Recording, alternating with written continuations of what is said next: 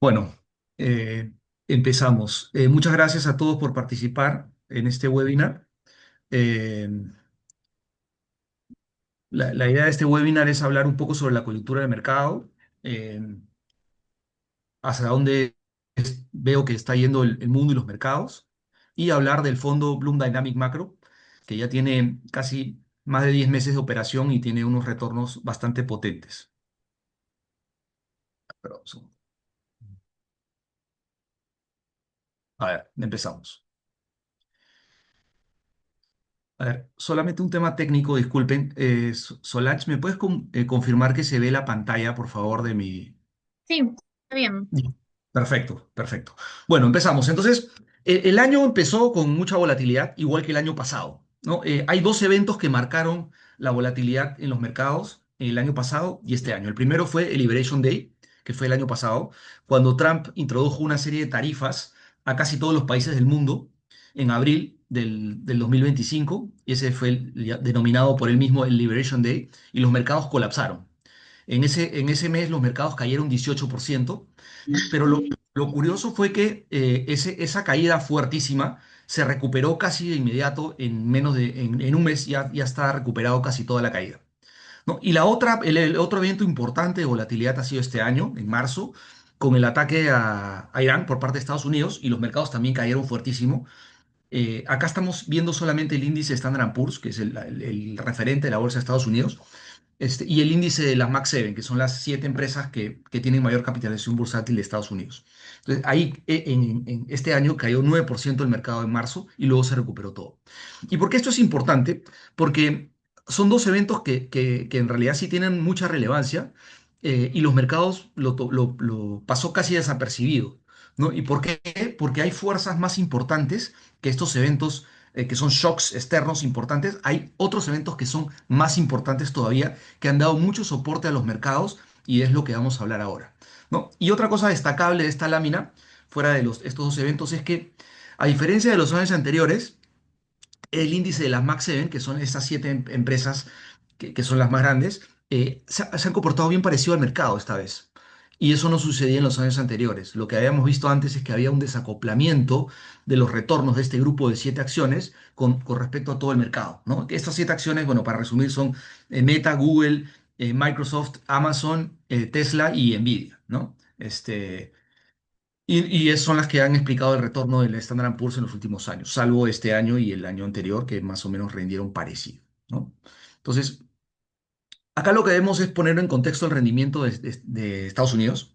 El año pasado Estados Unidos rindió 18%, 17, casi 18%, ¿no? Es un retorno muy, muy fuerte, superior al promedio histórico del Standard Poor's.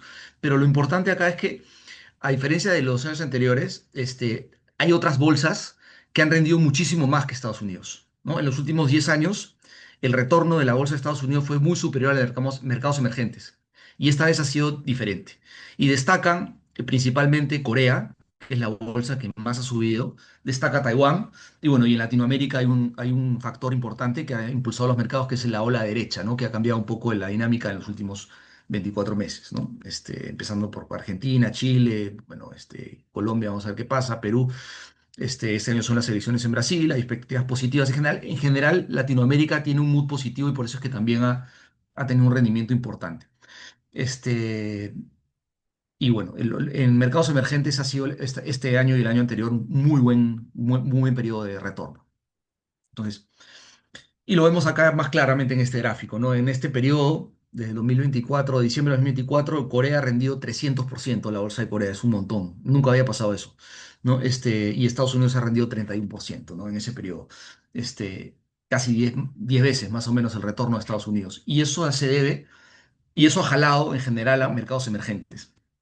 Anteriormente, cuando veías mercados emergentes, lo que más resaltaba era el rendimiento de China, ¿no? China marcaba un poco la pauta de mercados emergentes. Ya no es así, ¿no? Este año lo que ha marcado la pauta han sido Corea y Taiwán. Y ahorita voy a explicar un poco por qué, ¿no?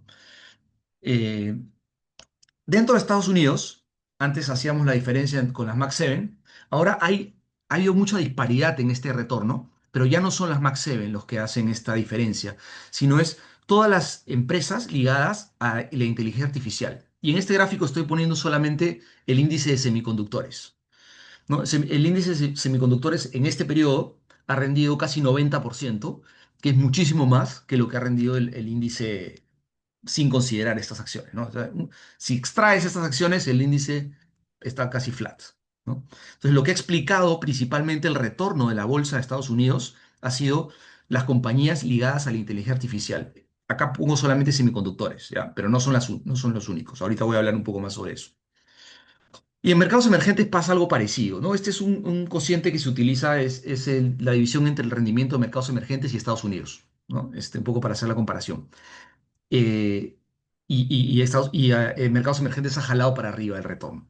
Pero en mercados emergentes es curioso, pero está tan concentrado en tres acciones que si tú quitas esas tres acciones, la figura se invierte completamente. ¿Y cuáles son esas tres acciones? Son dos compañías de Corea, que son SK Hynix y Samsung, y una compañía de Taiwán, que es TSM, ¿no? Taiwan Semiconductors. Estas tres empresas son tan importantes para la cadena de valor de inteligencia artificial que han rendido una brutalidad y el mercado lo ha reconocido así. Y aún así, con todo este rally, son empresas que aún están baratas y también voy a explicar un poco eso, ¿no? Pero acá el mensaje que quiero llevar es, mercados emergentes ha rendido más que Estados Unidos, pero se debe principalmente a tres compañías y eso se debe principalmente a la importancia que tiene la inteligencia artificial en el rendimiento de los mercados y a diferencia de los años anteriores, se ha trasladado ya a mercados emergentes. Lo que estamos viendo ahora es una revolución, es un cambio de paradigma. Y acá estoy haciendo el símil con el descubrimiento del Internet, ¿no? Que vamos a poner como punto de partida el lanzamiento del Netscape, que es el navegador de Internet, que ya, bueno, ya no existe, pero en ese momento fue lo que marcó el inicio de la tendencia. Entonces, lo que vemos en la línea celeste es cómo rindieron los mercados desde que se descubrió el Internet, ¿no? Desde el año 94, más o menos. Y tuvo un rendimiento bastante importante y en algún momento eso explotó. ¿Por qué explotó? Porque lo primero que subió fueron todas las compañías que estaban relacionadas al desarrollo del Internet, ¿no? Todas las empresas tecnológicas. Y lo que pasó luego de ello fue que la ganancia en productividad y en eficiencia se trasladó a todo el resto de empresas de la economía, ¿no? Y el desarrollo del Internet generó una revolución en cómo se hacen negocios, cómo se hacen las ventas. Es imposible pensar que una empresa pueda subsistir sin el Internet, ¿no? Entonces, lo que estamos viendo ahora con la inteligencia artificial es algo parecido y pongo como punto de partida el lanzamiento de ChatGPT, ¿no? Más o menos para hacer el símil. Y desde que salió el ChatGPT, los mercados han subido muchísimo.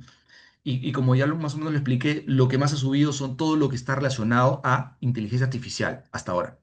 Lo que falta, y lo estamos viendo de manera progresiva, es cuál va a ser el impacto de la inteligencia artificial en todo el resto de negocios. Ya lo estamos viendo, pero lo que se viene es una explosión que falta realizar valor. Y eso es, haciendo el símil con la Internet, es lo que debería pasar en los mercados luego, ¿no? Entonces, lo que estamos viendo con la línea naranja es cómo han rendido los mercados desde que salió el ChatGPT hasta ahora, digamos, ¿no? Y han subido bastante.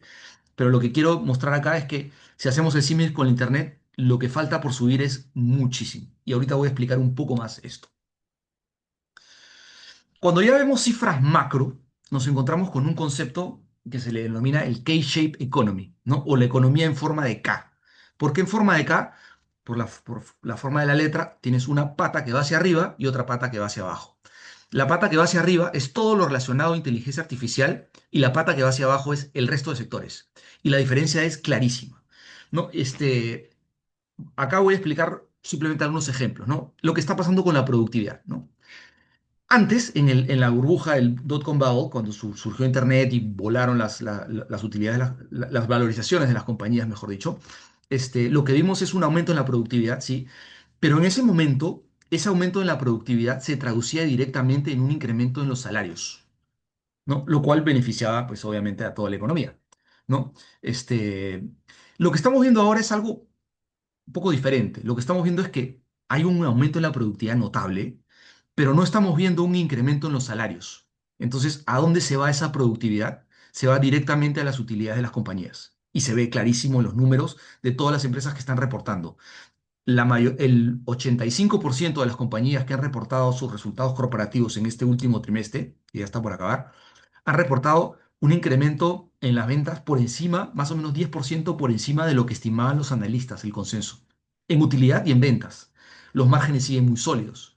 Y eso ahí es productividad pura, por inteligencia artificial principalmente, ¿no? Y eso no se traduce en un incremento en los costos. Entonces, esto acá es bastante potente, ya se está viendo en los mercados y también se está viendo en la economía. Y el K-shape economy es clarísimo.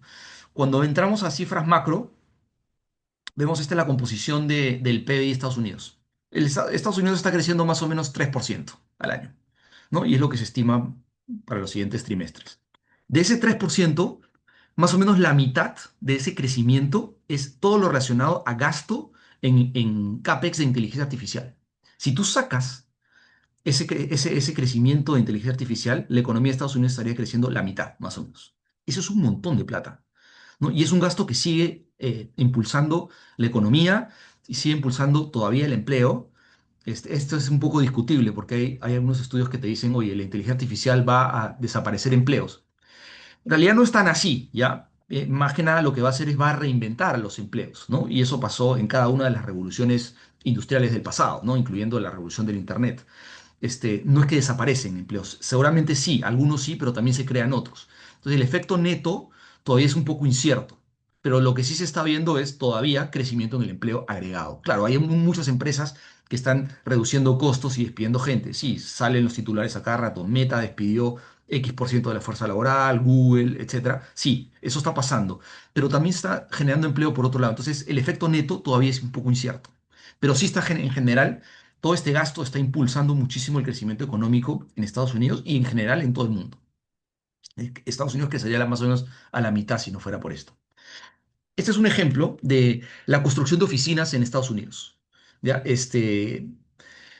Tenemos la línea azul, es como han crecido cómo vienen creciendo las nuevas oficinas, y la línea roja es como vienen creciendo los centros de datos y se están invirtiendo las líneas.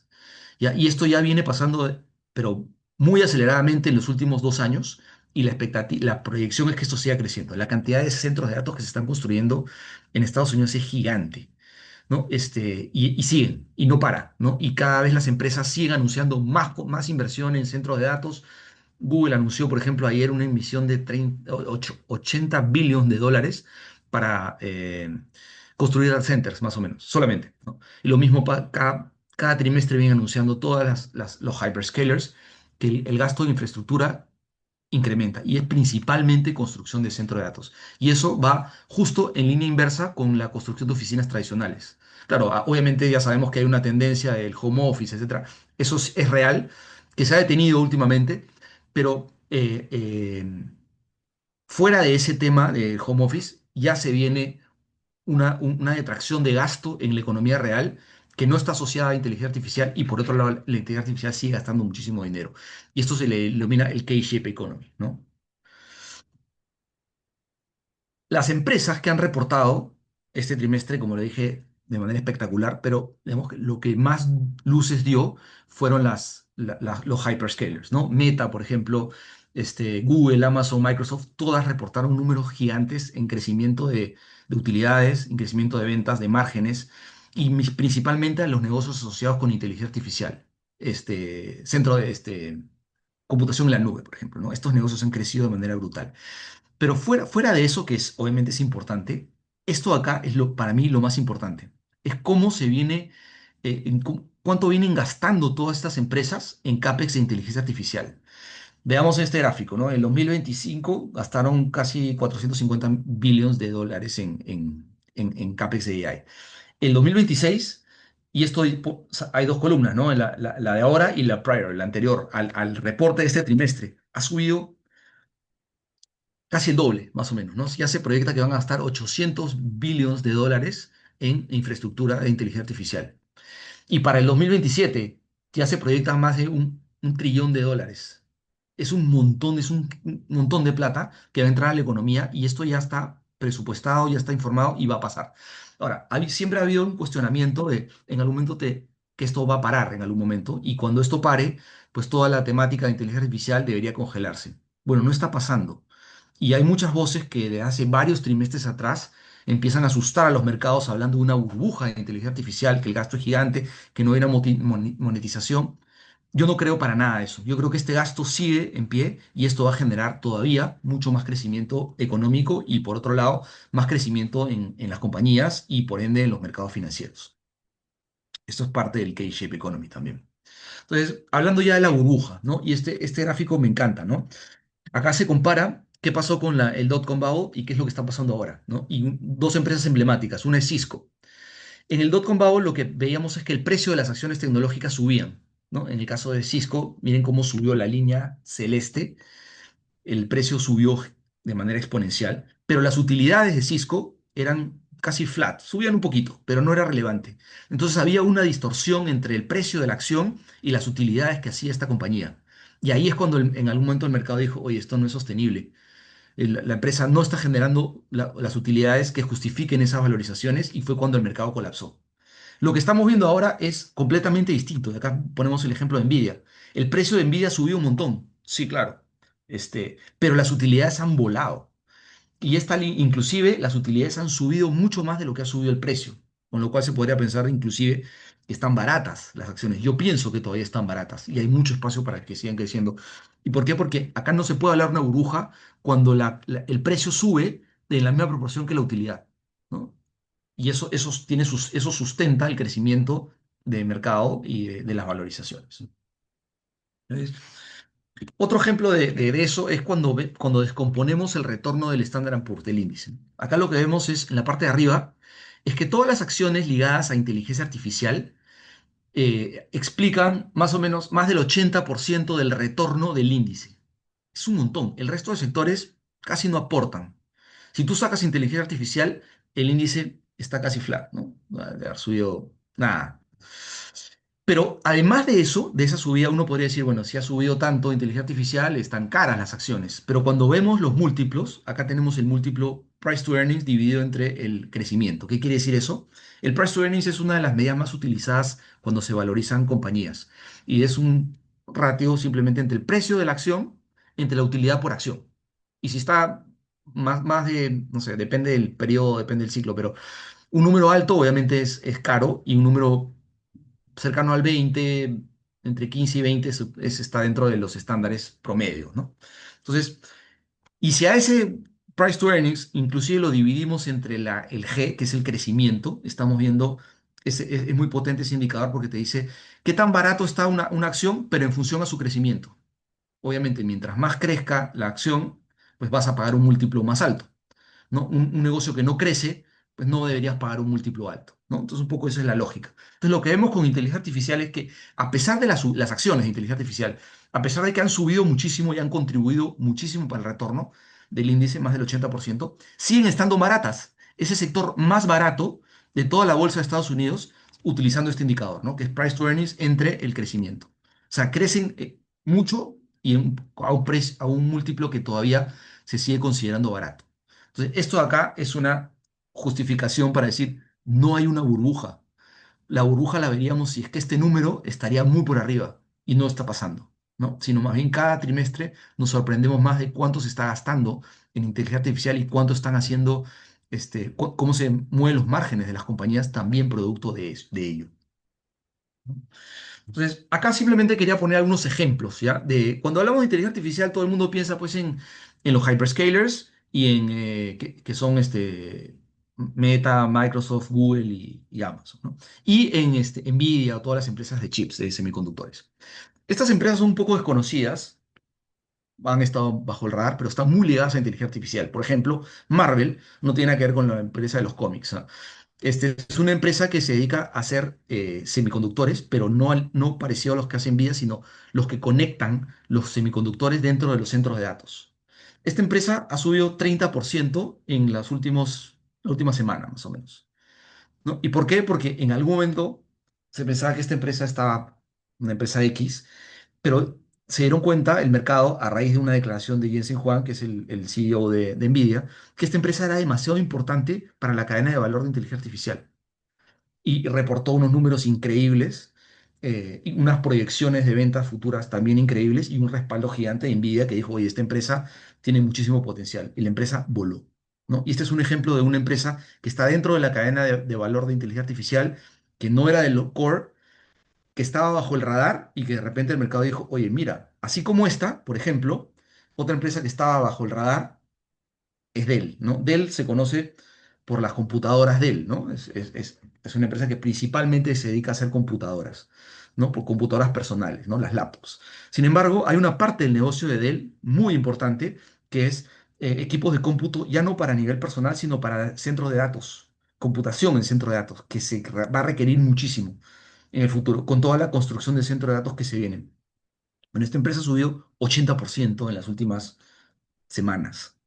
¿Por qué? Porque reportó unos números increíbles y porque en el conference call también dio unas proyecciones muy relacionadas al crecimiento del negocio producto de todos los centros de datos que se van a poner en operación en el mundo, en Estados Unidos principalmente. Y la empresa voló, ¿no? Otro ejemplo es Hewlett Packard, ¿no? Que reportó hace un par de días. También la acción subió 46% en 3 días. ¿Por qué? Por lo mismo, Hewlett Packard se conoce más por las impresoras, ¿no? Bueno, no es exactamente ese negocio porque la empresa hizo un spin-off hace algunos años y este es el negocio de también equipos de cómputos para centros de datos, algo parecido a lo que hace él. La empresa voló. ¿Por qué? Porque recién y hace poquito el mercado se dio cuenta de que empresas como estas son muy importantes para el desarrollo de la inteligencia artificial y esto hizo que huele. Y así como estas empresas, pues podría hablar horas de esto, ¿no? Verbit, etcétera. Hay otras empresas que también han sufrido las mismas buenas condiciones, ¿no?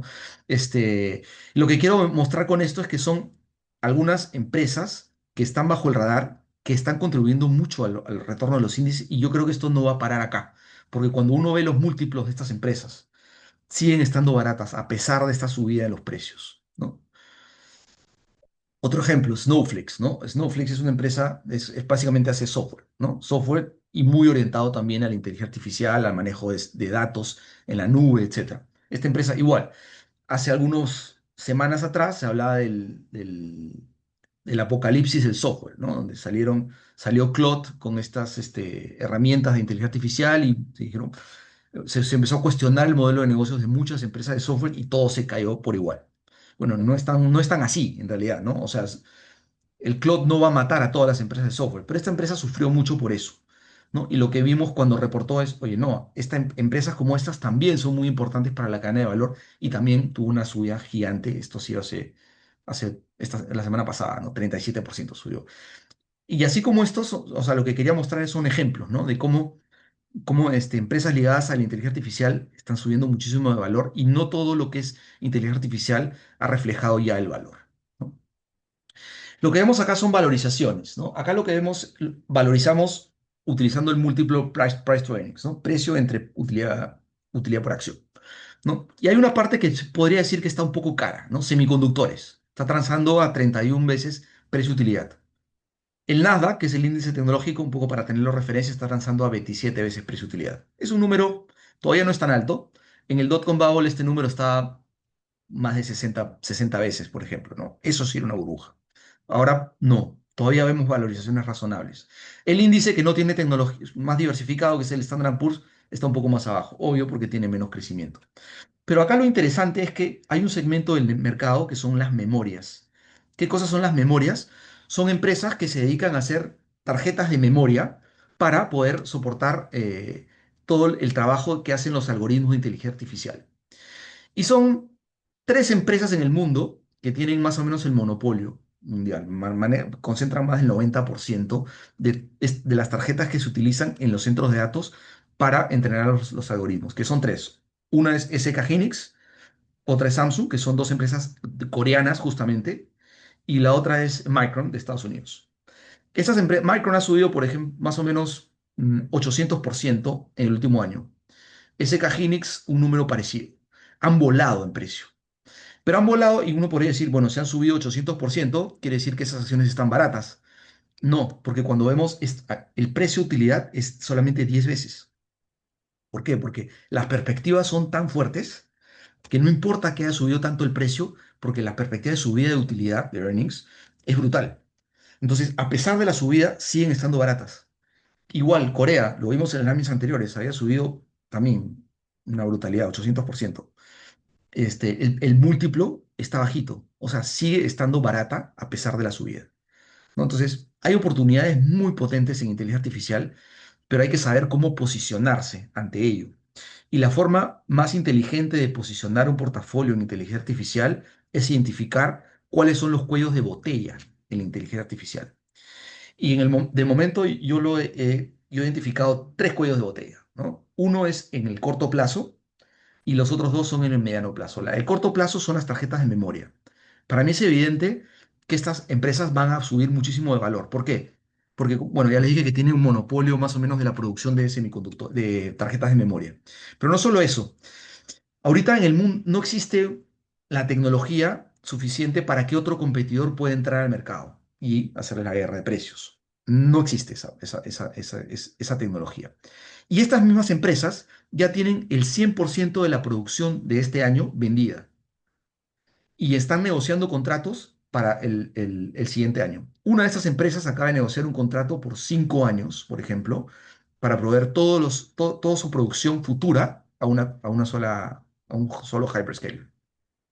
Entonces, la posibilidad de que esas empresas suban el precio, porque hay un cuello de botella, o sea, va a haber una escasez global de tarjetas de memoria para darle abasto a toda la construcción de centro de datos que se viene. Entonces, eso me hace pensar de que el precio solamente va a subir.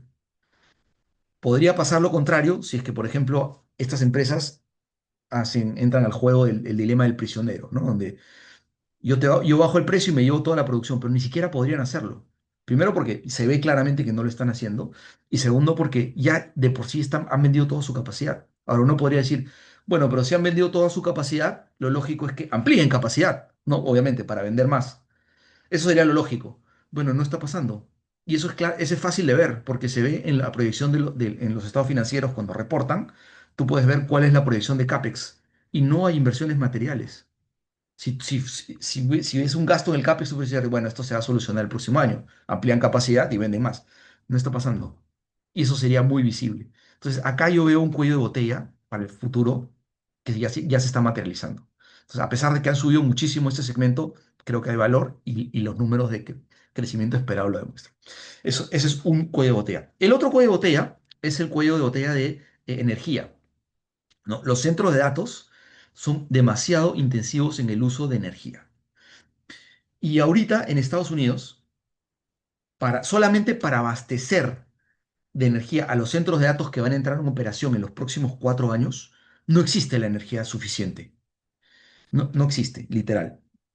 Por ejemplo, ¿ya? En Estados Unidos hay algunos estados que son más amigables para la construcción de centro de datos, ¿no? Por ejemplo, Virginia es uno de ellos. Está poblado de centro de datos. Otro es Utah, otro es Montana, etcétera. Son los principales. Hay varios otros, ¿no? Entonces, normalmente los centros de datos están cerca a fuentes de energía baratas, porque son justamente la energía muy cara. Entonces, en Utah, por ejemplo, la energía que se necesita en el estado de Utah para proveer a todos estos centros de datos es superior ya, estimado para el próximo año, a todo el consumo de energía de todas las familias del Estado, solamente para el siguiente año.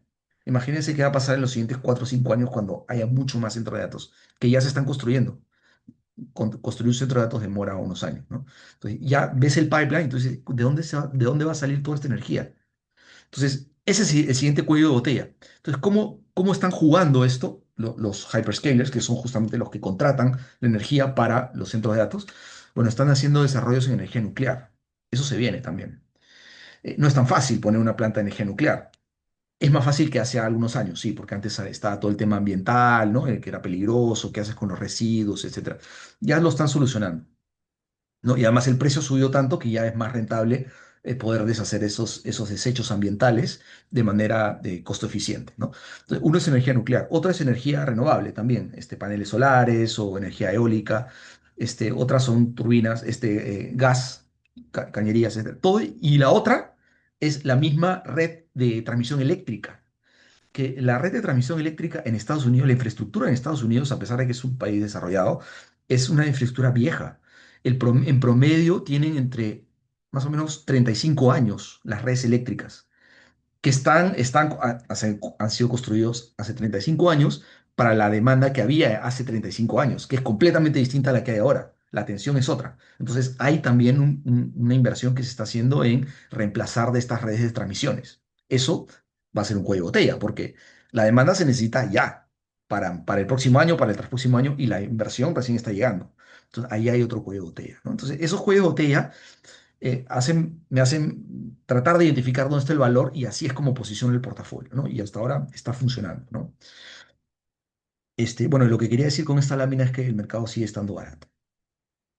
Entonces, otro cuello de botella, dije el segundo, ¿no? Que era energía, es minería, ¿no? Todo esto, este cableado, toda esta infraestructura va a necesitar mucho metal.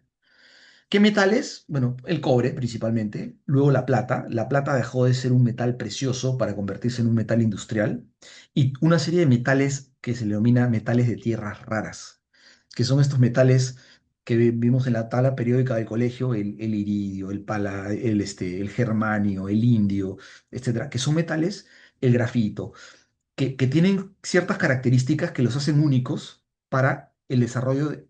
Una parte es inteligencia artificial, la otra es, ahora hemos visto que las guerras ya no son a balazos, sino son con drones, con sensores. Toda esta tecnología militar avanzada requiere mucho uso de este tipo de metales. Y también para el cambio de la matriz energética.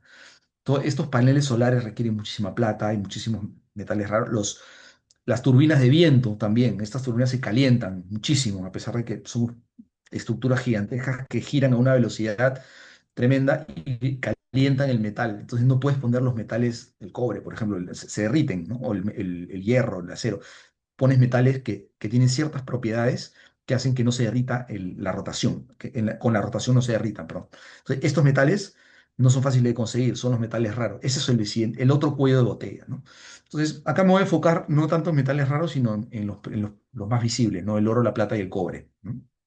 Lo que hemos visto es el crecimiento exponencial que ha habido en los metales, ¿no? El oro desde el 2025 ha subido 70%, es un montón, ¿no? El cobre ha subido casi 60%, y la plata voló un poco más, ¿no? El mercado de la plata es un mercado más pequeño, tiene más sensibilidad a la escasez de demanda y por eso subió un poco más. Pero en general hemos visto una subida muy fuerte. O sea, el mercado ya de alguna manera está incorporando esta escasez futura. Anteriormente se pensaba que el cobre era un termómetro de la economía en general, ¿no? Por eso le llaman, la broma es el doctor Copper, ¿no? El doctor cobre, ¿no? ¿Por qué el doctor cobre? Porque el doctor te dice si estás mal o si estás bien. Entonces, el precio del cobre era un termómetro de la economía. Cuando la economía estaba en expansión, el cobre subía. Cuando el cobre bajaba, tú decías, esto va a haber una recesión y va a haber menor actividad. Era un poco eso. Eso ya no está pasando, porque lo que va a pasar en el futuro es que el precio del cobre ya no va a depender tanto de la demanda, sino más bien de la oferta. Y eso es un tema estructural que se suma al crecimiento gigante que va a haber en la demanda, la, la, la, la contracción de la oferta, ¿no? Y eso es el escenario perfecto para que el precio del cobre se dispare. Ya lo estamos viendo y yo creo que eso tiene para rato. Lo mismo está pasando, bueno, con el resto de metales. Entonces, esto acá pasa un poco desapercibido, ¿ya? Porque digamos que las compañías, las mineras de oro, este es un gráfico de las mineras de oro contra el resto de sectores del Standard Poor's, ¿ya? Inclusive con inteligencia artificial. Lo que hemos visto es que las mineras han volado, ¿no? ¿Y por qué han volado? Porque el precio del cobre, el del oro ha subido gigantemente, de manera exponencial, pero además de eso, las empresas de oro tienen un apalancamiento operativo que hacen que la subida en el precio del metal tenga un impacto muchísimo mayor en las utilidades de las compañías.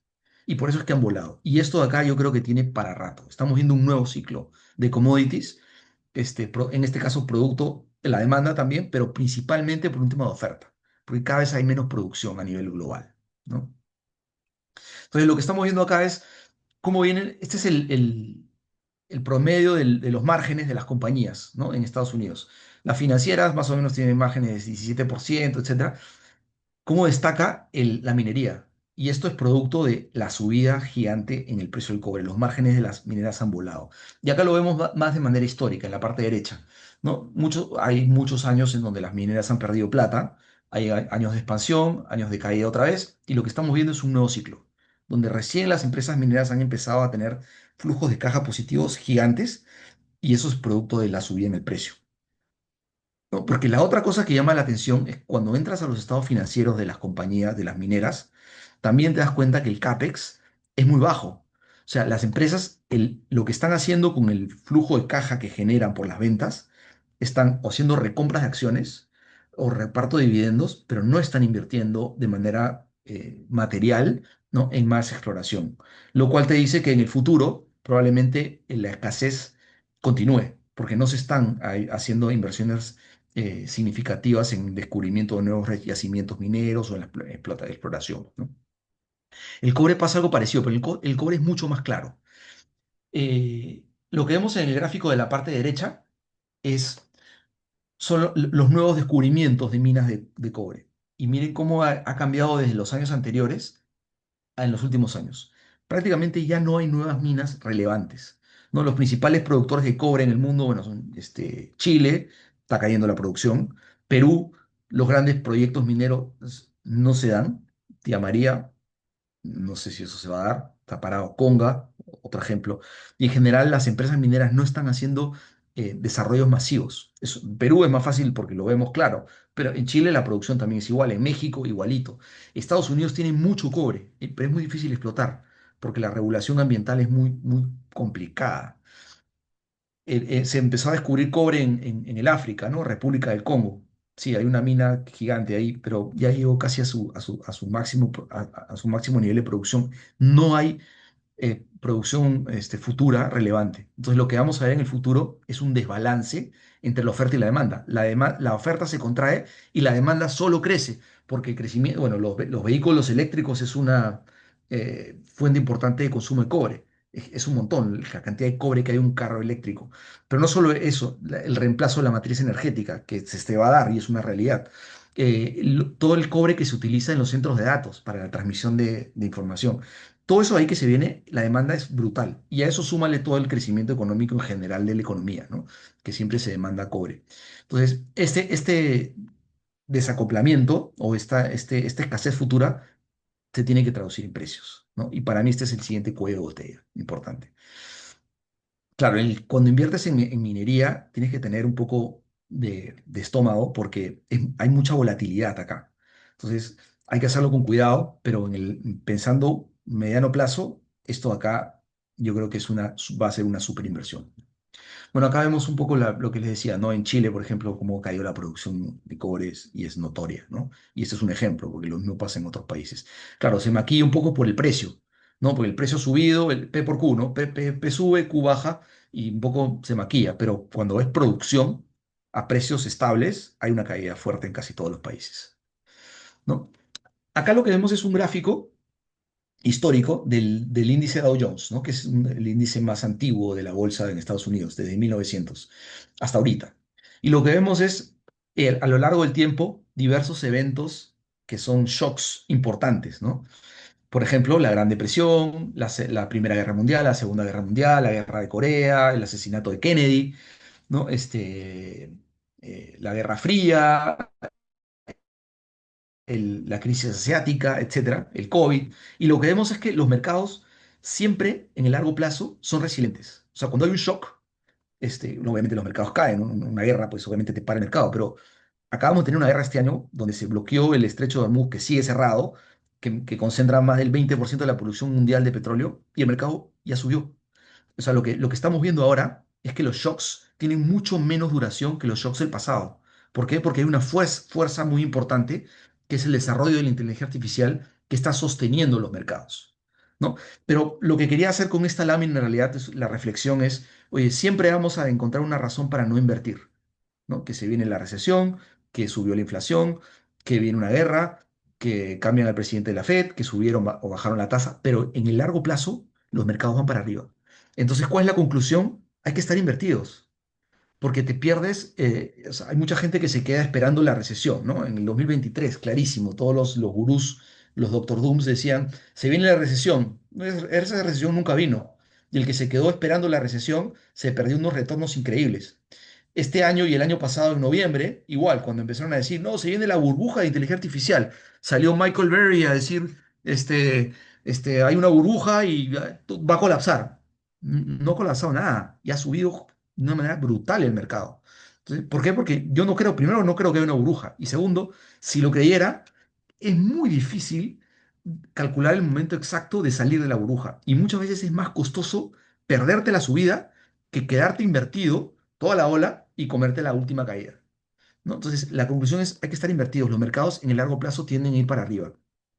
Y en línea con eso, hay una reflexión de dos personas muy importantes en el mundo de las inversiones. Uno es Warren Buffett, y lo que dice es, el mercado de valores es una transferencia de riqueza de los impacientes a los pacientes, ¿no? Los que están impacientes se desesperan, ven que el mercado corrige y venden, ¿no? Y los pacientes son los que compran, esperan y se quedan invertidos en el largo plazo y tienen la paciencia, y es, es donde se genera la riqueza, ¿no? Y otro gran inversionista que es Peter Lynch, que maneja un fondo que también le ha ido súper bien desde hace años, tiene más de 30 años creo invirtiendo, y una de las frases famosas de él es, hay mucho más dinero se pierde esperando la corrección del mercado que estando invertido, ¿no? Porque hay un costo de oportunidad, ¿no? Tú dices, si viene la recesión, voy a esperar, mejor que corrija y después invierto.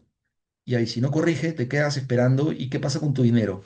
Lo tienes en el banco, probablemente rindiendo menos que la inflación, y te pierdes una subida fuerte del mercado, que es lo que está pasando. Claro, eventualmente hay volatilidad y puedes tener una corrección cuando estás invertido, pero si eres disciplinado, te mantienes en tu perfil de inversión y te quedas invertido, esas correcciones de corto plazo más bien son oportunidades para invertir un poco más, ¿no? Entonces, ¿cómo le ha ido al fondo? Al fondo que manejo, que es el Bloom Dynamic, lo ha ido espectacular, ¿no? Este fondo empezó a invertir en julio, a mediados de julio, no fue todo el mes, a mediados de julio, y lo que va de ese periodo, que son menos de un año, tiene 10 meses y pico, el fondo ha rendido 24,34% al cierre en marzo, ¿ya? Y que es un montón, ¿no? Es casi el doble de lo que rindió el índice de referencia, el benchmark. Porque este es un portafolio balanceado que tiene 60% acciones y 40% renta fija en una estructura neutral, pero con la flexibilidad de mover estos porcentajes para arriba o por abajo en función al ciclo económico, ¿no? En este momento yo pienso que el ciclo económico es positivo para la toma de riesgo, por eso es que no estoy invertido en 60% de acciones, sino estoy más pegado al 80%. Creo que hay mucho valor ahorita en tomar riesgo, tomar beta, pero de manera inteligente y de manera diversificada, donde están los cuellos de botella, ¿no? Y es un poco la explicación del retorno, que es lo que he hecho, ¿no? Y por eso el fondo le dio súper bien, ¿no? Este, Esa es un poco la composición del portafolio, ¿no? Tiene más o menos ahorita, más o menos 80% renta variable, que son las líneas azules, y más o menos 20% en renta fija, ¿no? Lo que busco con la renta fija en esta parte del ciclo económico son estrategias no correlacionadas, por un lado, con el mercado, o estrategias con alto rendimiento para el riesgo, ¿no? Por ejemplo, en renta fija estoy tomando posiciones en bonos corporativos latinoamericanos. Son a través de fondos que más o menos rinden algo cercano al doble dígito, ¿no?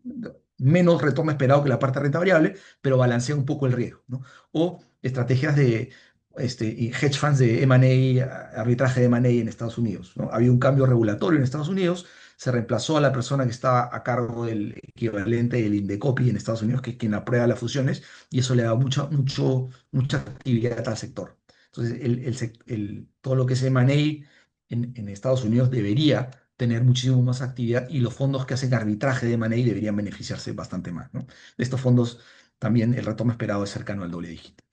Y, y otras estrategias, ¿no? Y por el lado de renta variable, estoy concentrando el portafolio lo hago por temáticas principalmente. Una parte importante del portafolio está posicionado en la temática de inteligencia artificial, identificando los cuellos de botella de manera inteligente. Otra parte está metido en la temática de defensa global. Creo que ahí hay una oportunidad importantísima con estos cambios geopolíticos que han habido, principalmente a raíz de la elección de Donald Trump y de algunos otros gobiernos de más derecha en el mundo, ¿no? El armamento global ha cambiado, ¿no?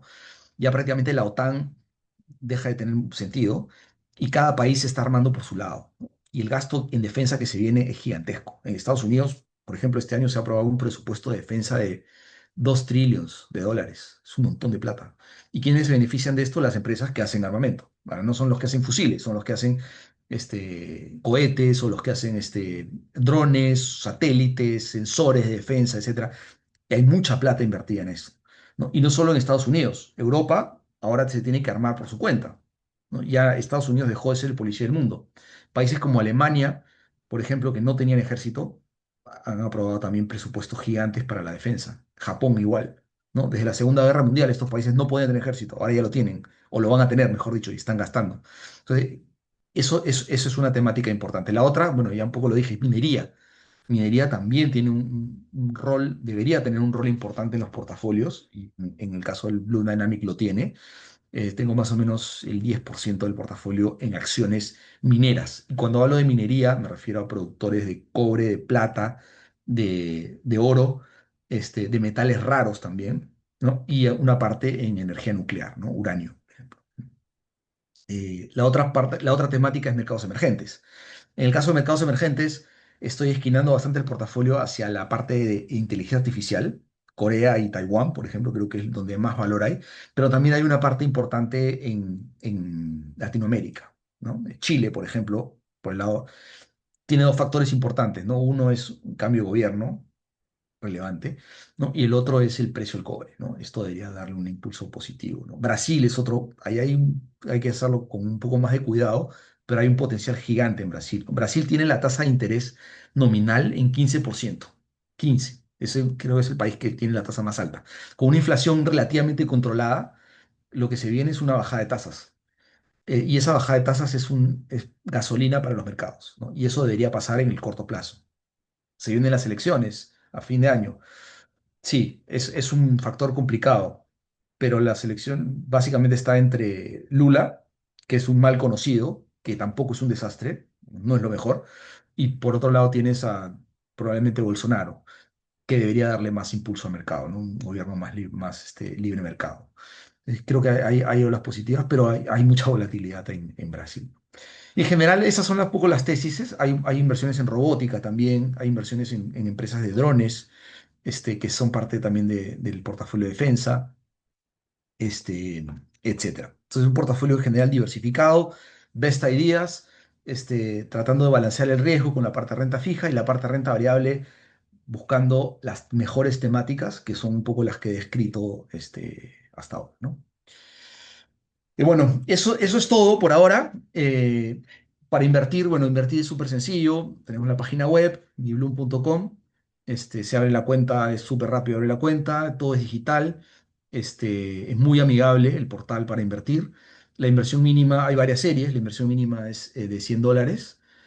Es la serie más retail, digamos, la serie A, que es donde me imagino que la mayor cantidad de gente está, son tickets de $10.000 para arriba.